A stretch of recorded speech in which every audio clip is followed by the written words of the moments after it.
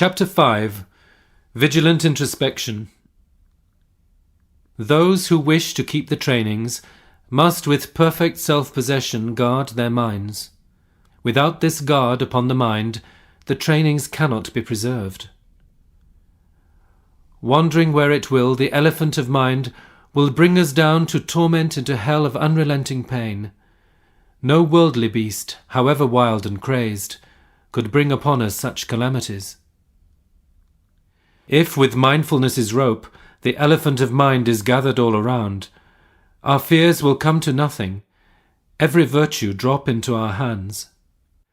Tigers, lions, elephants and bears, snakes and every hostile foe, those who guard the prisoners in hell, ghosts and ghouls and every evil wraith, by simple binding of this mind alone, all these things are likewise bound.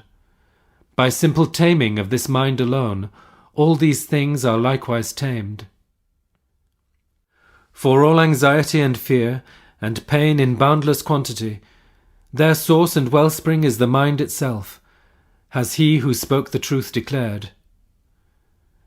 The hellish instruments to torture living beings, who invented them for such intent? Who has forged this burning iron ground? Whence have all these demon women sprung? All are but the offspring of the sinful mind, this the mighty sage has said.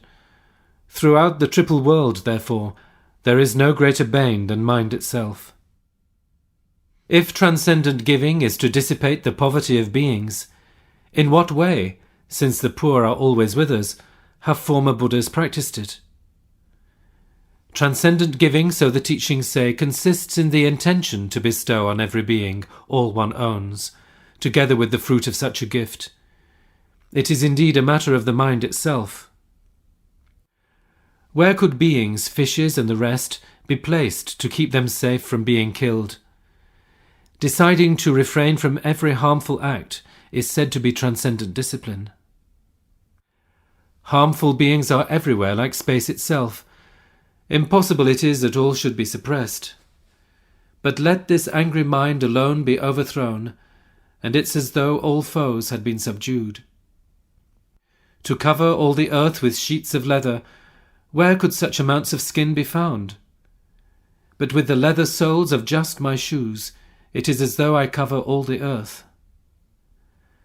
And thus the outer course of things I myself cannot restrain, but let me just restrain my mind, and what is left to be restrained? A clear intent can fructify and bring us birth in such as Brahma's realm.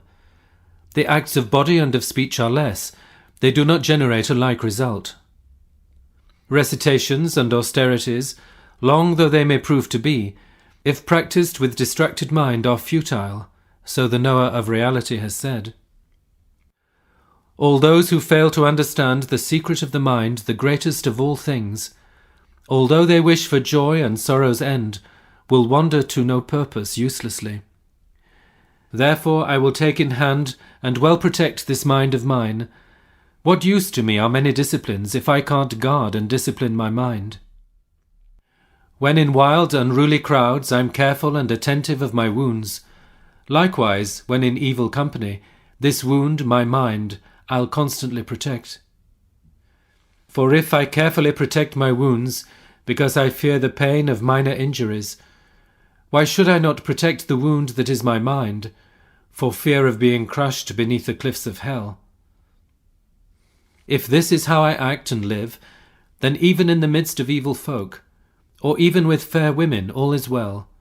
My steady keeping of the vows will not decline. My property, my honour, all can freely go, my body and my livelihood as well. And even other virtues may decline, but never will I let my mind regress. All you who would protect your minds, maintain your mindfulness and introspection, guard them both, at cost of life and limb, I join my hands beseeching you. Those disabled by ill health are helpless, powerless to act. The mind, when likewise cramped by ignorance, is impotent and cannot do its work.